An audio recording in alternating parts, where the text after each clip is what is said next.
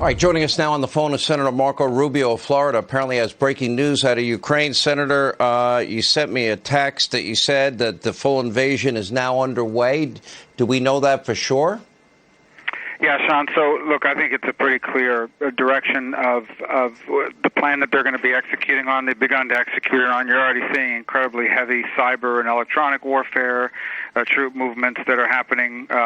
I think what you're going to see in the next few hours with great certainty, and some of this is already probably happening in real time. Remember, telecom is going down in different sectors and parts of Ukraine at this point, so you're not going to be able to get some of these live feeds that people have been getting on Twitter and the like. But in the hours to come, I think you're going to definitely see a pretty dramatic change in events, certainly by the time the sun comes up. I mean, this is it. This is their military plan has been well understood for some time now, and they've executed it, and we have now reached that stage of execution. We know what comes next, and now it's just a matter of hours here that we're in before you start to really manifest when the sun comes up, that people will be able to see it with their own eyes. But it is underway. This is it, unfortunately. So we know that the Ukrainian government, and Ukrainian banks were hit by the massive cyber attack. We know that mobile communications have been jammed over all of eastern Ukraine. We know this according to Blinken, who said it's within hours that they expect this. Our intelligence community said they believe that was the biggest indication that a full-scale invasion is imminent. As you look at these, are they only signs? Look, we have every belief. So if I told you my plan is A, B, C, and D, and I've done A, B, and C, you know that D comes right after. And right. And we're already seeing parts of D happening. So, for example, it's not just cyber attacks. They've implanted very sophisticated malware into computer systems. People actually link on these things.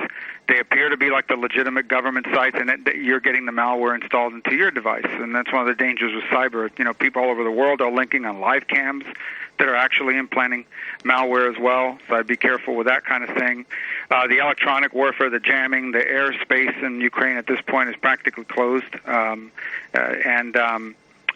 movement of movement of troops, the radio traffic you can't hide.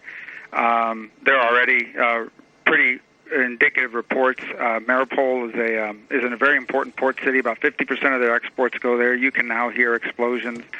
They're going to go after first. They'll go after the air defense system, right? They'll try to knock that out.